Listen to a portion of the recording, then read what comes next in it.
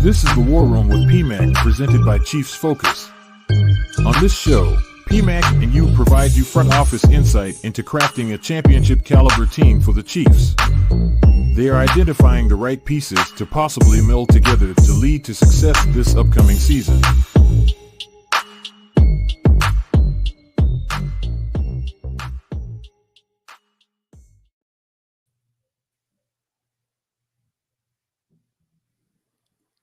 Welcome, ladies and gentlemen, to another episode of the War Room with PMAC, presented by Chiefs Focus. It's been a little bit, but we back again, and we will see what goes down with the Chiefs. I'm here with my brother PMAC. What's going on, man? Oh, it's going good, man. It's going good. How are you doing, man? Man, I've been busy, but I keep it 100. We've been rolling around as summer's over. Summer's officially over. And we're back to, like, we're not at real football yet, but we're back at football. I mean, that's enough because we only got what 2 games before what 2 games about 2 weeks before our first regular season game. So it's crunch time. It's time to turn it up. Yes, we are Jaden Hicks days away, number 21 days away from our season opener.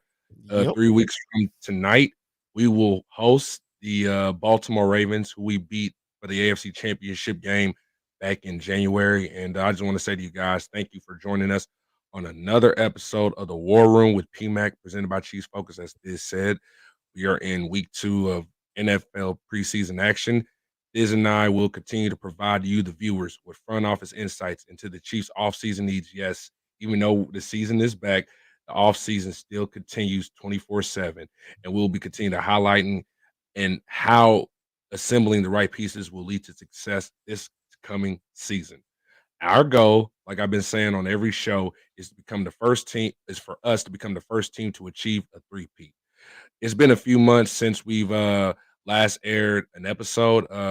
As you know, this has been busy. I've been busy with my self-advocacy work. As you guys know, I have a diagnosis of autism. I work as a self-advocate trainer for the Self-Advocate Coalition in Kansas here in Lawrence. Shout out to my people at SAC, doing a lot of disability rights work.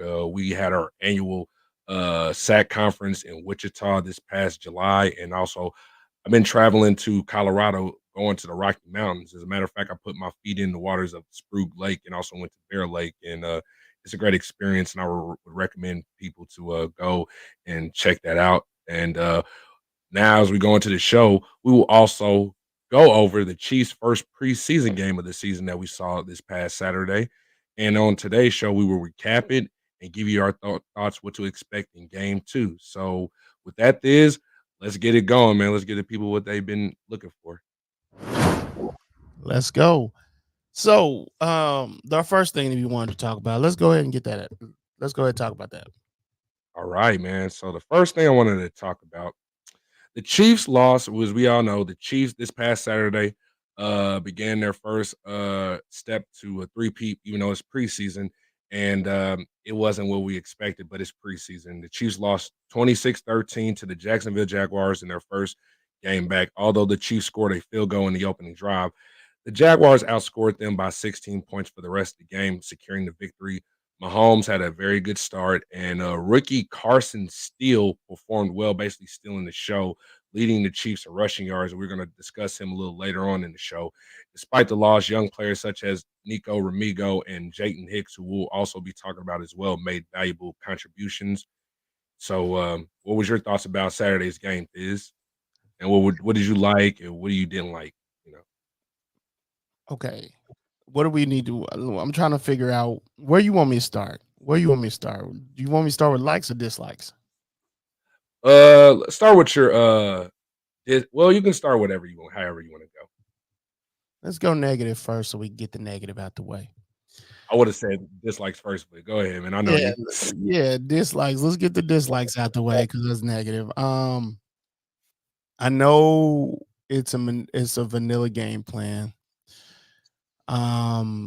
So I take all that into consideration. This is not the regular season, and we know that. I am concerned about I don't know if I'm really feeling the Wentz Wentz at quarterback. I don't know if I'm really feeling that, but I'm feeling Right. better than Blaine Gabbert, but I think I think there could have been a better guy we could have gotten just to start there.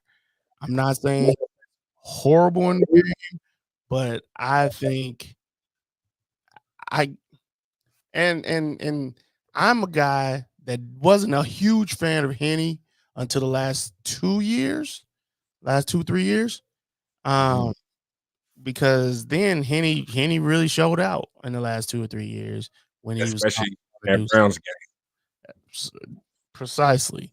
I was sold on him before the Browns game, Right. but it took me a while to get to the idea like, "Hey, Henny is our guy." I was like but now that Henny's gone, it's one of those age-old statements, "You don't know what you got till it's gone." And, Right. Vanessa Carlton and somebody else had a song, can't Counting Crows? I don't remember. You pave paradise and you put up a parking lot. And at this point, that's what just happened. Uh, you don't realize what you got until it's gone. And with the whole Chad Henne situation and us looking for a backup, Blaine Gabbert, uh, watching Carson Wentz, kind of wish we had Henne back. But that's neither here nor there. That he ain't coming back, so we're not gonna lament over that. Um, so I think backup quarterback play can be improved. Dislikes, I just didn't feel any continuity in any of the game plan. And maybe it was the players implementing the game plan, but it just didn't look like fluid at all. And Yeah. I'm super shocked. The third thing I'm super shocked at, Tobe. Tobe and his special teams is just it Yeah. looks it looks that game to me. Okay, let me slow down. The kickoff looks wonky to me, first of all. That's number one. The new Kickoff kickoff rules, rule. Yeah. yeah, the new kickoff rules look absolutely bonkers to me. It looks Ridiculous. Yeah. I don't like it. It doesn't look good. It should protect players, which I'm all about that, but it just from what I know about football, it just looks weird and it's like a mind mess up. It messes with my mind a little bit.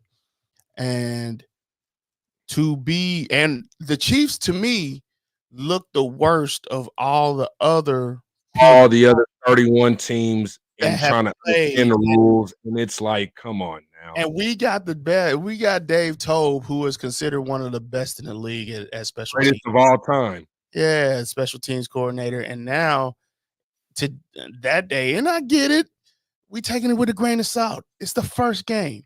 Yeah. Whatever.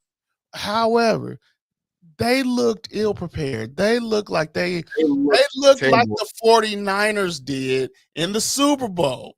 I did not know that. We look just like how our special teams will look early on in the season, but then later on, before we get even to the playoffs, like the AFC Championship or even the Super Bowl, we always get it right. And that's cool with me, but I Always these expected a issues. little bit more continuity. That's all. Yeah. That's all. And that's pretty much it. My likes, I love Carson Steele. How could you not like what he put on the field on tape? Like, how could you not? Andy Reid went without a fullback last year, and that was really the first time he ever did it.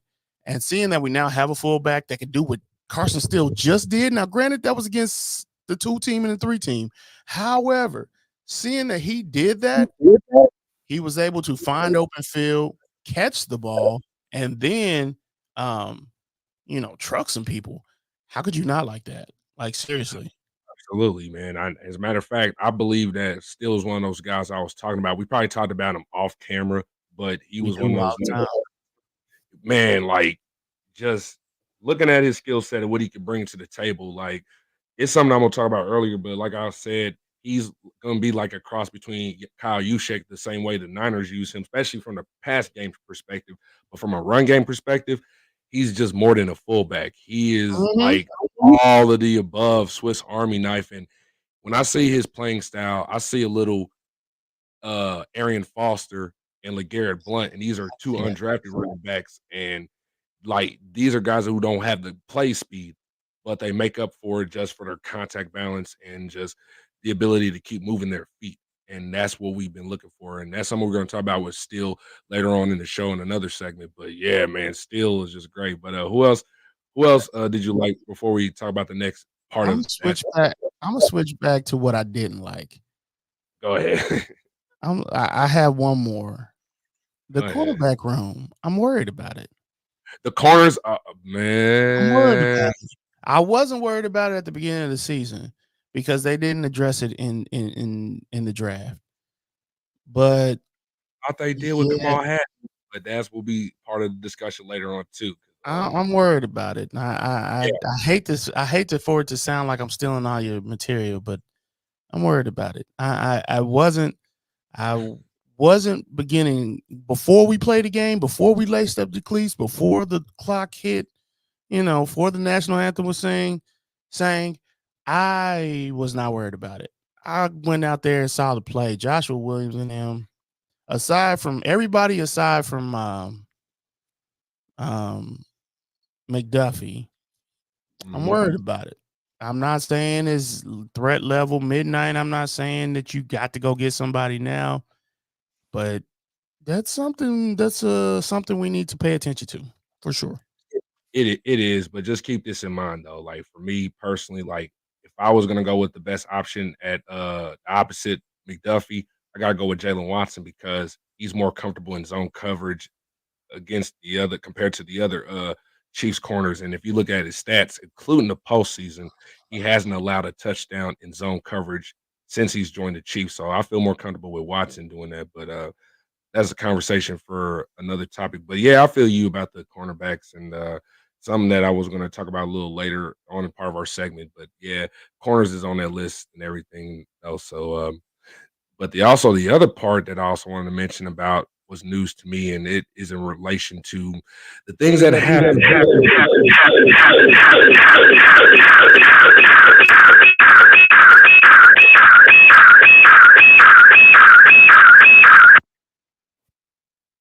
Okay, Wow, I don't know what just happened, but we I don't fixed it. know. Sorry about Okay, that. it's all good. But now on the next part of the segment, it doesn't bring me to this part about another concern, but it might be one down the road, especially if this position group gets thin, and that starts in regarding injuries, especially in this situation. Yeah, Hollywood Browns suffered a shoulder injury on the first play from scrimmage in the game against the Jaguars, and Coach Reed described it as similar to the shoulder injury sustained by Tyreek Hill during the 2019 season. And Brown was transported to a local hospital for evaluation following the diagnosis. For as for when Brown will be able to return to the field, Reed didn't have a definite answer until yesterday, where he mentioned that he's expected to miss 4 to 6 weeks. So I want to know what your thoughts about that, and also people mention that that's why one of the reasons why we might not see Xavier Worthy get more opportunities returning the punts because he's needed on offense, especially with his speed, and now with Brown being out. And then also you don't know about Rashee Rice's situation, but there's a good chance he might not get suspended until maybe next year because of what happened early this off season. So, I what's want your to. thoughts about? I want to hear your thoughts first. This your show. I I think hear your thoughts.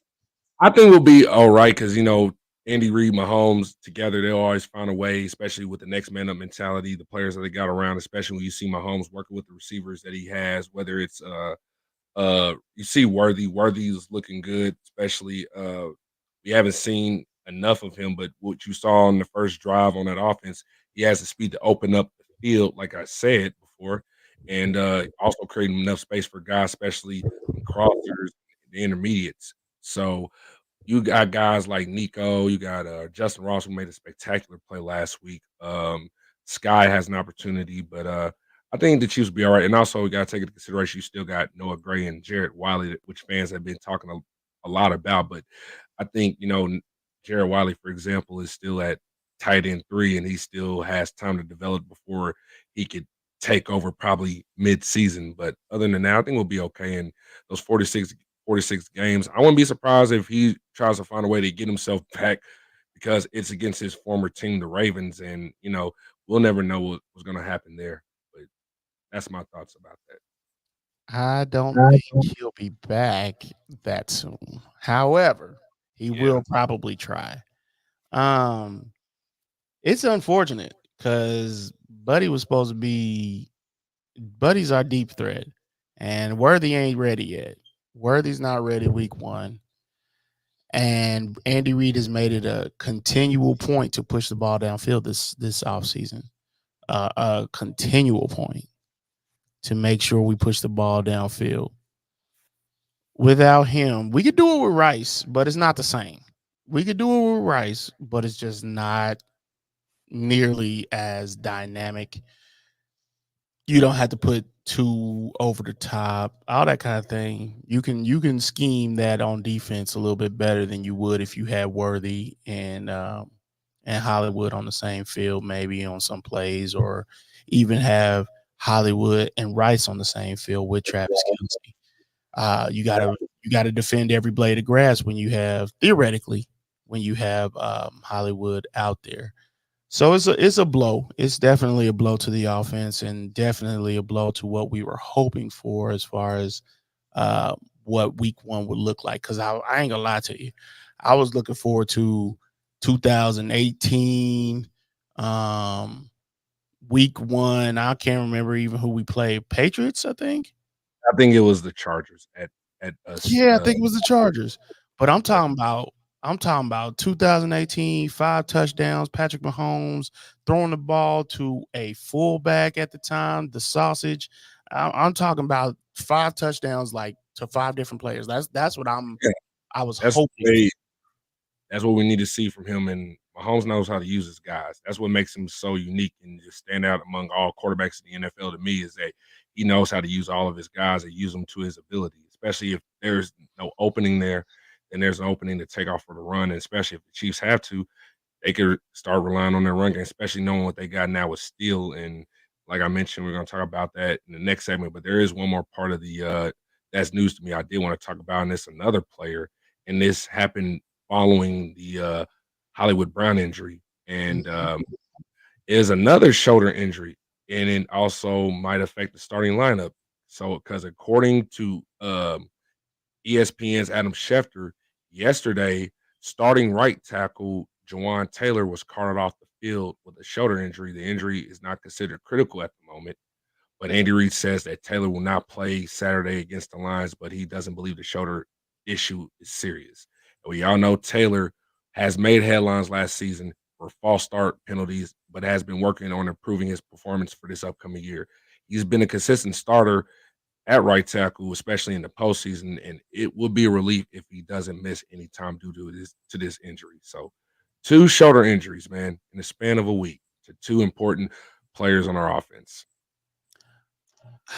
And the thing about it is, as much maligned as Jawaan Taylor had been in the past, last season, you would hope that he cleaned it up a little bit, because in the playoffs he cleaned it up, and then you would hope that he cleaned everything up from last year. However, this is a blow, because the thing about it is, our backup tackle. Now it's Lucas Niang, because Wanya Morris is out. Wanya, that's what I'm thinking. Wanya had an injury. He sustained too. He got carted off a little bit ago. So you're really going down now. Like you starting to be missing some key pieces, and it's already gonna be tough with you trying to three-peat. They sending everything. It's an all-out blitz against us. Now that's metaphorically speaking. Throughout this whole season, it's gonna be an all-out blitz on us. To put pressure on us to three-peat. And we were able to overcome unfavorable odds last year. However, when you got guys like this going down, number ones, it's a wild card. It's a wild card. So I'm hoping. I mean, Hollywood, they're not gonna rush him back. I don't think, especially unless I don't see them rushing him back. Take your time or whatever, 4 to 6 weeks. I don't know how long Juwan's supposed to be out. I don't know how long Wanye is supposed to be out. But this is what Andy Reid prepares for all these. That's the only thing. That's the real only thing that I have confidence in is the fact that Andy Reid's been in this league a long time. He's played. He's coached a few teams, and he's seen a lot. He's seen most of it, and so he prepares. There's a saying that says luck favors the prepared, and I mean, that's basically saying you don't need luck if you prepare. And I think that's what Andy Reid focuses on. Yeah, that's what makes Andy that dude. And he's just that unique of a guy. He'll find ways to win, and he always preaches to those guys next man up, and not those players believe in it. Fear nothing, attack everything. That's the team model. Even Derek Johnson, I bet you he preached it to those guys when he returned this past training camp. I feel like about last week or 2 weeks ago, but that's the moniker we got to live by. So now we move on to our next segment in the show, and we're finally going to talk about my standouts, my 3 likes from this, and then after that, to close out, we're going to do 3 dislikes, or in other words, 3 guys that need to step up. So let's start with those 3 likes. Basically, my 3 standouts from Saturday. And as we all know, after the Chiefs' first preseason game, some players who performed well have an excellent opportunity to boost their stock in these next 2 games. In most NFL camps, there is limited information available to the public, as you guys seen on YouTube. Because, for example, somebody says something about, like, say, Jared Wiley. Oh, Jared Wiley, we should be seeing the tight end number 2, but he only had 2 catches for 5 yards last week, where we didn't pay much attention to Carson Steele, which you saw what he did, and he is part of this segment. So anyway, you got information that's limited about, the standout players. There's no comprehensive footage available. Rely on the team's released videos, fan recorded footage, and reports from the beat writers, let's say Casey Starr, from all over the Kansas City Metro. On Saturday, we finally got to see which players have been making an impact since the post-draft arrivals. So here are those 3 Chiefs players who caught my eye during Saturday's game. And we're going to start with the man of steel, running back, fullback, Carson Steele. As an undrafted rookie free agent, this guy was a 2-star prospect before he played ball at Ball State. Played so well that it earned him a transfer portal to finish 1 more year at UCLA. Now he's playing with the Chiefs. Didn't get drafted, and I don't know what they were looking at in their scouting reports. I understand speed and those things are important, but this guy has everything else besides that speed. But it's like these are what made classic old school running backs amazing. And it speaks volumes about how overlooked he has been throughout his whole career, man. So as we all saw Saturday, Steele broke through 4 Jag players in his NFL debut to secure first down. His 20-yard run displayed good vision, quick feet, despite running like a 4.77, and a short area burst to explode through potential tacklers. Stopping Steele with just an arm tackle is going to be a challenge, and I think teams have learned that. He carried the ball 4 times, gained 27 yards, and that 1-yard touchdown score. Already a favorite of the fans, and some might even say the coaches. Number 42's responsibilities will increase almost daily. He appears to be the favorite for the backup job behind starter Isaiah Pacheco right now.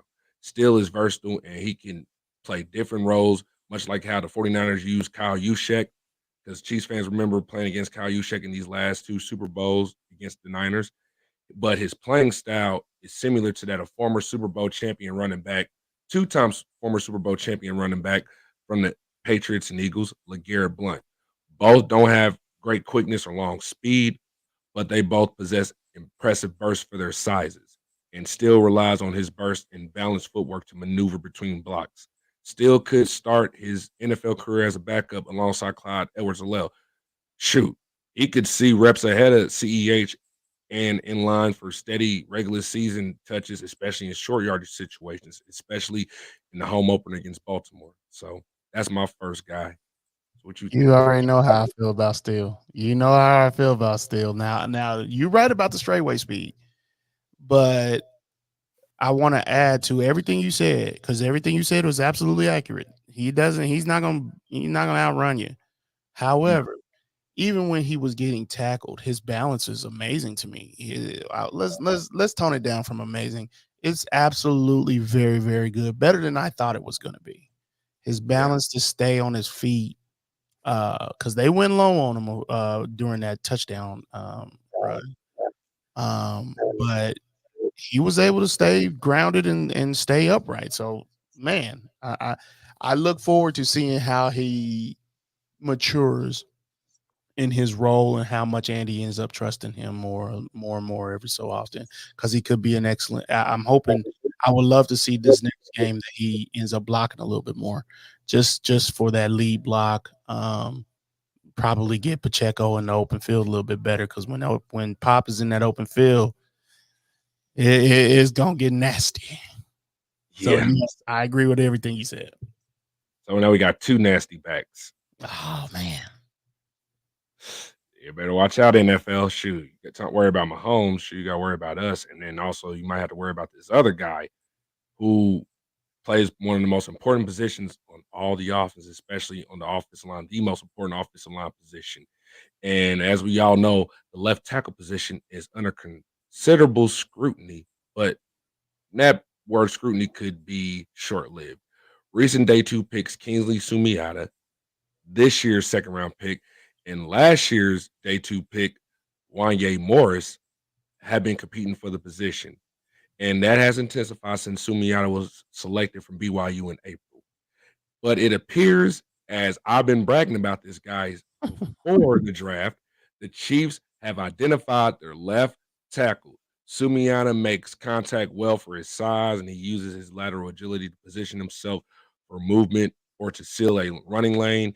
He has also shown strong pass protection. Another clear sign is when he played only 6 offensive snaps and left with the rest of the established offensive starters. When he decides to set the quick set, and set verticals, he can immediately lock his hands onto a defender and erase them from the play. And he did that on the first offensive drive. And we're talking about against two-time Jaguars edge rush Pro Bowler, two-time Pro Bowl edge rusher from the Jaguars, Joshua Hines Allen, who's now changed his name from Joshua Allen to Joshua Hines Allen because he didn't want to confuse everybody with Josh Allen from the Bills. But he held his own against a well-established Pro Bowl edge rusher. And as I said, he might have some problems with his pass protection, but it looks like he's working on that right away, and then he's improving his awareness and his mental processing to identify and call out twist games or blitz looks as he continues to work with the first team early on in his career. I think with this, as a rookie, he has the potential to be named as a starter for the Pro Bowl and be named all rookie team by the Pro Football Writers Association. That's what I see with Sumiata, and it's looking good so far. So, look, I'm more excited about Suamate more than you realize. But I don't know if I predicted or thought he would make the rookie team. But hey, look, sky's the limit for this dude if he continues to just take everything in stride and learn what he can learn, because Wanye Morris and him are like similar in a lot of ways. It's just Wanye had his opportunity to learn from his mistakes, because they both are great run blockers. They could stuff somebody when they get on the run. Like it's a beautiful thing to watch. Especially Suamate. He could block you to the kingdom come. And I know he can do. He's done both sides, and he's done both of them well. So I'm looking forward. I know he'll be the LT1. I already knew. We both knew that. when he got drafted. It was going to be a camp battle no matter what, but I thought he would win the position. Yeah. I would say this about Sua Mataia. I think he's better as a pass protector than Wanya Morris is, but Wanya Morris is be known as a reliable pass protector. But I feel like when you're talking about NFL ready, Kingsley just looks more ready. And I just think knowing the confidence he's coming in, knowing the position he has to play, and knowing the NFL blood he has because of his cousin Penei Sewell. I mean, to me, he has he's stronger and he's faster than Wanye. That's a given right there. But I think when you look at his outlook, he started to look similar to me like how Trent Williams transitioned because Trent Williams wasn't always the best at his position, but now he's grown into it as considered the best left tackle in the league. But Kingsley is much stronger and he could be much faster than Trent. And actually, Trent is a little faster, but Kingsley can be that type of guy if he works at it. I'm looking forward to seeing it. Like, I think they'll find a way to keep Trey. I'm hoping they do. Me too. Because Humphrey got his, right? Creed and Trey, man. Yeah. Well, Humphrey hasn't got his yet, but it is important. I figure Creed will get his eventually, like sometime soon. Probably before camp. I mean, before the season. I don't know, but I figure he'll get his. And if they can find a way to keep both of them for at least another contract, that would help Wanye. I mean, that would help both of those guys, Wanye and Suamataia, just with the O-line staying the same, just knowing who's right beside you. And then Tooney's supposed to be back. Yep. Fingers crossed. I think he'll be back by at least the second game, maybe the third. I don't know for sure, but keeping continuity on that offensive line is key. And I think that's something that you work towards as much as you can do it, because I think this is Tooney's last year, I think. Yeah, I agree. Absolutely. Because if you cut him, you get about you can get back $16 million if you let him walk next year. Yeah, you got to figure that out. And I would like him to stay, but after the injury, you got to. He's a senior statesman. I don't want to say he's an old player. He's a senior statesman. So at some point, you got to move on, unfortunately. Yeah. And this player might make one of the players on defense move on if he continues to play the way he's playing, which is my next player, and is finally a defensive player. And the standout defensive player from Saturday night's game was rookie safety Jaden Hicks. Despite the secondary struggles, Hicks appeared to be a valuable addition, making his presence known with impactful plays, including a tackle for a loss. No matter what happens with safety Justin Reed, who is a free agent after this season, Hicks showed why Veach in the front office drafted him in the 4th round to be a future leader of the secondary. Hicks has excellent instincts, man, and a nose for the football, making him successful against the pass and in the run defense. He has the athletic ability, technique, and smarts that make it hard for opponents to avoid him. And Hicks' journey kind of reminds me of Eric Berry a bit, especially where, he came into camp as the starting free safety, where Todd Haley named him starter alongside John McGraw to begin the 2010 season. Also kind of like Juan Thornhill, his rookie season in 2019, starting alongside the Honey Badger. In today's NFL, having versatile players is a significant advantage for the defense, and Hicks playing alongside with Reed this year, Shamari Connor, and Brian Cook returning from injury. The Chiefs have a talented safety group, and particularly one with solid hitting and great coverage skills. I'm a huge fan of the safety position. If you know me, you know the two things I look at.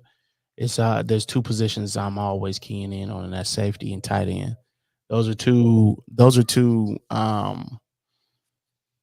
positions that people can tend to overlook. But that tight end can be an extra blocker or an extra receiver, extra pair of hands. That tight end can be both. That safety can be both a coverage guy and a blitzer at the same time. Like, we understand anybody on the 11-man side of the defense can be a blitzer. But the safety is supposed to possess the speed and the containment to be able to go after a guy. They're supposed to be that guy. This isn't 1999 safeties. This is 2000. You got to be able to cover and blitz, especially in the SPAG system. So I'm looking forward to seeing exactly how his development is concerned, especially with Justin. I'm sorry, the other safety, Justin Reed. Justin Reed. Especially with Justin Reed as his mentor, man. If as long as he puts in the work, he could pretty much be the guy next year. Absolutely. I believe that. So, man, and that's the thing about Hicks, man. I mean, before they even talked about him, either fans were talking about him as a safety favorite for them to pick up. He was a guy that I was writing in my list where I just do stats all the time. And my thing was like, I want our defense to kind of replicate what the Seahawks did. You know, when they had Richard Sherman and Earl Thomas and Cam Chancellor. I mean, we already got an all-pro DB and Trent McDuffie, my guy. And when I was looking, Hicks was one of those names of that Cam Chancellor type of safety. This is a crazy thing. He has the range to cover similar to like Earl Thomas. Like he's a better coverage guy than Cam Chancellor was, but he can also bring the heat and knock guys out like Cam Chancellor. That's kind of like what we've been looking for. And yeah, he fits better in the box than he does single high, but showing that he has the versatility to do those very well. And some say better than Justin Reed. That's all you're looking for. And Yes. I feel like that's gonna make the other guys in the back end play a whole lot better in the secondary. And I feel like that should help some of the corners actually kind of like mask some of the deficiencies with the corners opposite McDuffie. So Right. yeah. So with that being said, I think we got one more segment left. Yes, sir. And the last segment to end the show, 3 players that need to step their game up. So these are my 3 dislikes. Not saying I'll dislike the players, but I'm not liking what I'm seeing so far. And these guys need to contribute because I feel like they could really contribute big time to the Chiefs' success this year. So once again, as we all know, week 1 is over. We're now in week 2. Some teams have rested their starters in week 1 and are giving them playing time in week 2, while others are doing the opposite. Although we're still dealing with small sample sizes and a mix of reps against starting and reserve players, we could see some Chiefs players on the rise and others trending downward as we approach the final 2 weeks of preseason football. In the second week of the preseason, we expect more players with significant roles this upcoming year, particularly those with the most at stake. These players have much to prove, but their opportunities are slipping away as the cut deadline approaches. With that in mind, here are my 3 Chiefs players to watch this Saturday against the Lions with the most to prove. And I'm going to start with my guy who I had on my breakout list earlier this year in one of my episodes, Kadarius Toney. Mm-hmm. Yeah, man. Nobody disagrees with you on that. Yeah, and I'm gonna explain how much of an impact did that excellent 65-yard punt return in the Super Bowl 18 months ago have on Toney. Last season, he only averaged 6.3 yards per reception and has been dealing with ankle and back injuries during this preseason. The Giants gave up on him in 2022, and the Chiefs might do the same. The question is, will they do it now? Toney didn't play in the Chiefs preseason opener against the Jaguars, but his return to the field on this past Monday that happened, could mean he could play Saturday. Hopefully he does play. Now he's back in the mix. He will aim for a depth role in a broad receiving room that includes Ross, Moore, and Nico Ramigo vying for a chance to make the roster, with Brown expected to miss week 1 now. Toney appears to be hanging on by a thread to stay on the roster because, being a wide receiver, he'll have to play some running back to make the team. I know Dave Tote would still want to keep Toney, and for good reason. Toney fits the offensive style, getting the ball in his hands in open space and letting him work. They can line him up in the backfield for gadget plays or let him take direct snaps. He's versatile, but accepting that he's not just a pure wide receiver is essential for him going forward. So yeah, he's going to play a little running back and really show something. Yeah, if you can't get it done in the one position you're at, you're gonna have to play both. You're gonna have to play multiple positions in order to prove your worth. Uh Normally, like that's at anybody's job as well. Like if you can't do one thing the way up to a certain level, then you're gonna have to prove that you can do other things alongside of your regular duties to prove your worth. And that's basically what Tony is right now. He's having to take on other roles besides the one just being a wide receiver, because just being a wide receiver ain't cutting it. Not for your expectations, I guess. Yeah. So let's move on to our number 2 guy that needs to step up and improve some stock. Man. And for the first 2 years, when I appeared on your show, I brought this guy up as a guy who I thought the Chiefs would draft, but Yeah. they got him at the free agency. While Steele is known to be the man of steel, number 34 Deneric Prince identity is still unknown. In the loss against the Jaguars, Prince rushed 4 times for 16 yards and caught both of his targets for 10 yards. He also returned 1 kickoff for 25 yards. As the third running back to record a touch after Pacheco and Clyde Edwards-Helaire had finished their work for the night. Prince currently holds the number 3 running back position, but that might have changed after what happened. What we saw Steele step up, and he'll probably have to compete with Keaontay Ingram for probably for the 4th running back spot, especially if the Chiefs decide that they want to keep 4 running backs, including the fullback. But I think Steele got that fullback spot. So if the Chiefs want to keep a fullback, then he'll have to fight for that 3rd spot against Ingram, Amani Bailey, Louis Rees-Zammit. And although Prince has shown improvement in finishing plays and some in pass protection, there are still concerns about his vision, the explosiveness in making his cuts, not using that 4-for-1 speed, and the performance at the line of scrimmage. He tiptoes on gap plays, bro. Like he just tiptoes at the line of scrimmage. He must demonstrate more to secure his spot on the 53-man roster. In other words, I hate to say it like this, excuse my language, drop your nuts and run, dude. I'm sorry. Drop your nuts and run. That's what I gotta say. Stop tiptoeing at the line of scrimmage. Just hit the hole. If Carson Steele, not knowing he doesn't have the speed, could hit through guys without nothing, you should have that confidence too. Prince has every right to look over his shoulder because Steele is practically a machine right now. Nonetheless, his skill set still holds value as a home run threat that could potentially bring explosive plays to Big Red's offense. His best shot to show that he is explosive on kickoff returns is basically his best option right now. And we saw last week with that play where he didn't probably know the part of the rule, and then McCall Hardman got the ball out and kneeled it in the end zone, which resulted in you have to show more than that. So yeah, which Prince is which is another thing. That's the whole special team situation that I'm surprised of when I talked about it earlier. But yeah, man, I'm not, don't disagree with you. I'm trying to think of the guy. I don't know. It might have been Clyde Edwards-Helaire that just was like waiting for holes to open up in places that they weren't going to open up. Like, bro, what are you doing? And so he'd end up keeping his legs moving. Sorry. He ended up keeping his legs moving, but he's like jogging in place, waiting for a hole to open up. Like, bro, you don't run where you expect the hole to be. You run where the hole is, bro. What are we doing here? What are we doing? And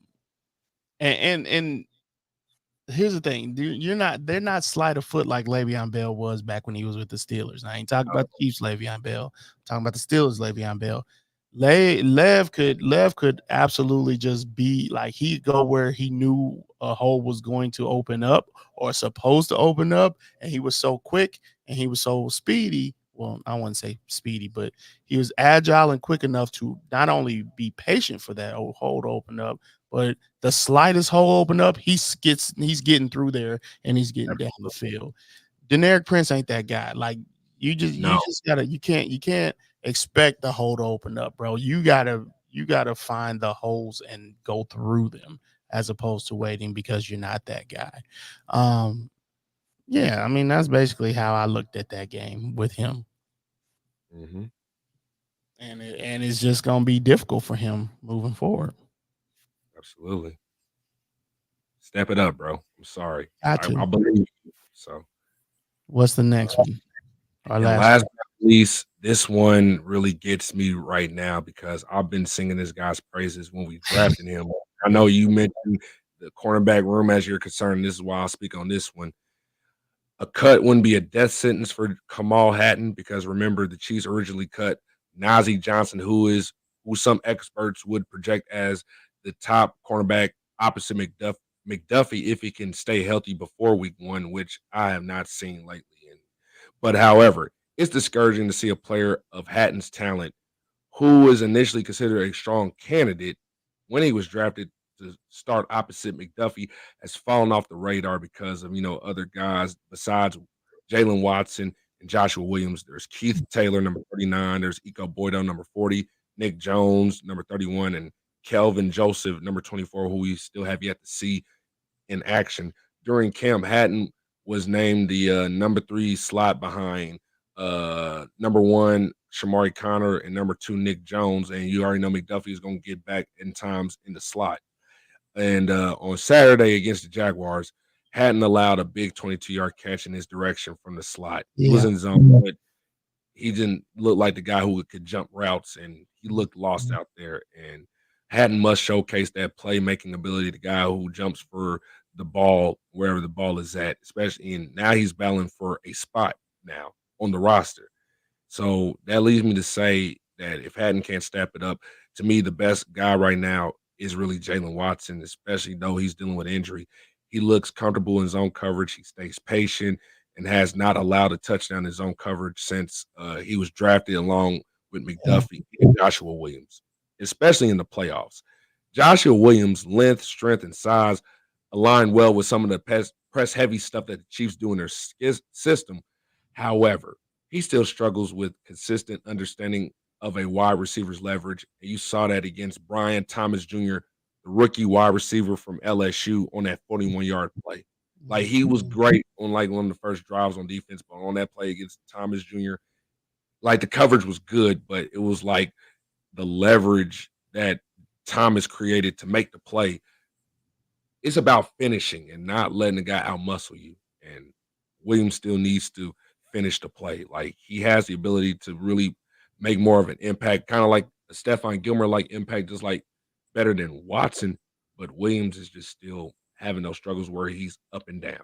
And I saw that from Nick Jones too, where he made that one great play in the slot or an outside in the red zone. But there was one of those plays where he allowed a big touchdown. So our corners need to step it up, especially when they need to stop playing hot and cold. Absolutely. I thought that we would be able to find a guy that would step up. Thinking Jalen mainly.